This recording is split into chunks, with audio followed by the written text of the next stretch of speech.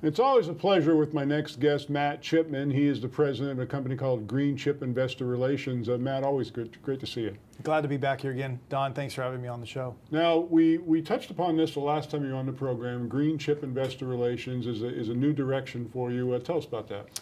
Well, you know, if you know a little bit about my history, I was a licensed broker for about 12 years. I spent another 12 years writing a very popular stock market-based online newsletter.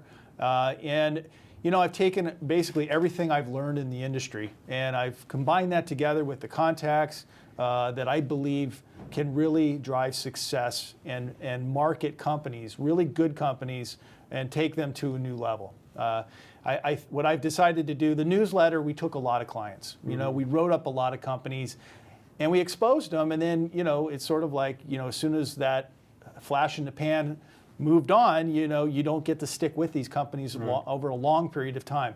What I'm trying to do is select a few companies that I've done a lot of research on and expose those companies to a lot of people.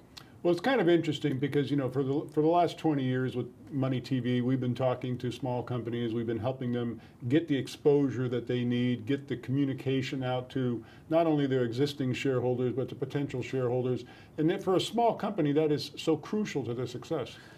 It is crucial, and what I'm able to do now that I wasn't really doing with the newsletter is I'm talking more to investors. I'm actually seeking out people that have, you know, might be, or also funds, you know, hedge funds, institutional money that might dabble in the small cap space, and introducing them to companies that are really on the cutting edge of taking things to a new level. And having a hand in on doing that, I mean, and actually being a part of the success and watching that company succeed is very rewarding. And that's what I've sought for a long time.